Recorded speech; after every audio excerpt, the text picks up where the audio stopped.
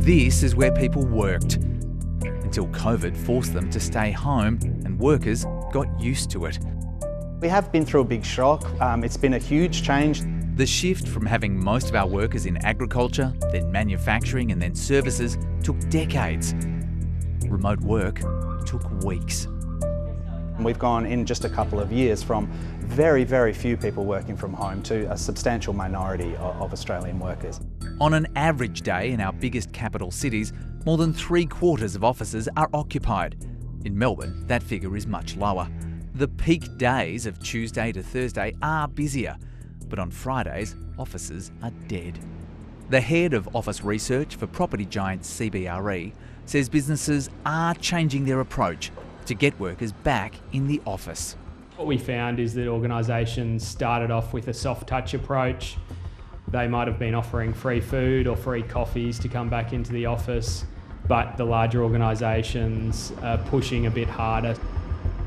Some of our biggest employers are mandating days in the office. We've said 3 days a week, and for our very senior leaders it's 5 days. And the reason I said 5 days for our most senior leaders is we are the leaders of the company. We need to be training and developing new colleagues in this organisation. And it comes with a warning. There's no way you're building a career in this organisation working from home.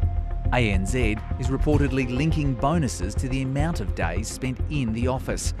Origin Energy and Suncor too. It's not about being in the office, by the way. It's about being with your team. I don't think you're doing it for me. This is in your interest. This is how you learn. This is how you get better. This is how you build your skills. Agents say companies are also trying to lure people back. A lot of the demand driven is from this flight to quality. There's a push towards more luxurious offices with modern facilities. Better quality office accommodation, brand new spec suites, larger kitchen breakout areas for collaboration. Also involves upgraded building lobbies with on-site cafes and lounges. Global office space disruptor WeWork has collapsed.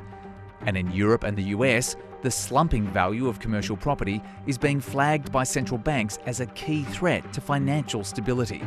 In Australia, commercial property values have dropped, but not to the same extent. Existing commercial projects are still being finished, but future ones are being postponed, dealing with all of the problems in the broader construction sector, as well as the bigger issue about the future of offices. The office market has a strong future. It is changing. I don't think many organisations are expecting that we'll go back to 5 days in the office per week. I think they're happy to continue with a certain degree of hybrid working.